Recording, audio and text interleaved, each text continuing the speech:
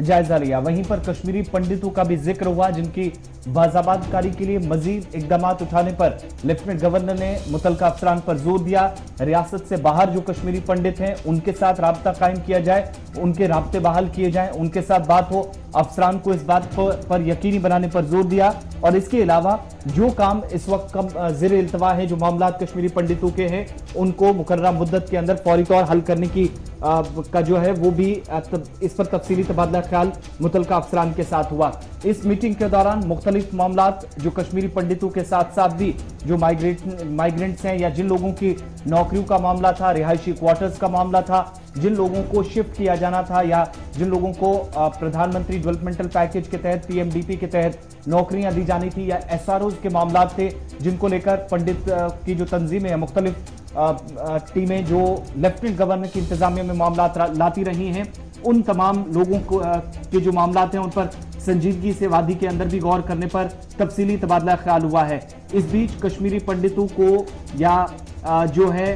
मरकजी सरकार की तरफ से जो इनके लिए स्कीमें हैं मुख्तलिफ कैटेगरीज के तहत, उनके तहत इनको फायदा पहुंचे, इस बात को यकीनी बनाने पर लेफ्टिनेंट गवर्नर ने इस मीटिंग के दौरान मुतलका अफसरान पर जोर दिया। इसके अलावा कि अगर कहीं पर भी केसेस हैं या ज़ेर इल्तवा मामलात हैं, उनमें किसी तरह की लापरवाही मुतलकीन की तरफ से की जाती है, अफसरान की तरफ से की जाती है, तो वो किसी भी कीमत पे बर्दाश्त नहीं की जाएगी। यानी जितने मामलात हैं उनको मुकर्रर मुद्दत के अंदर हल करने पर जोर लेफ्टिनेंट गवर्नर ने दिया है। इस मीटिंग के अंदर चूंकि उनके एडवाइजर्स भी मौजूद थे, जिनके पास रिहायशी क्वार्टर्स का मामला है, जो साउथ कश्मीर का मामला था जो काफी ज्यादा सुर्खियों में रहा, शिकायतें काफी ज्यादा रही, तो वो रिहायशी क्वार्टर्स का मामला है उसको इब्तदाई मरहले में और तरजीह बुनियादों पर हल करने के लिए लेफ्टिनेंट गवर्नर की तरफ से मुतलका अफसरान को कहा गया, उन तहसीलदार को कहा गया, तहसीलदार तक ये बात पहुंचाई गई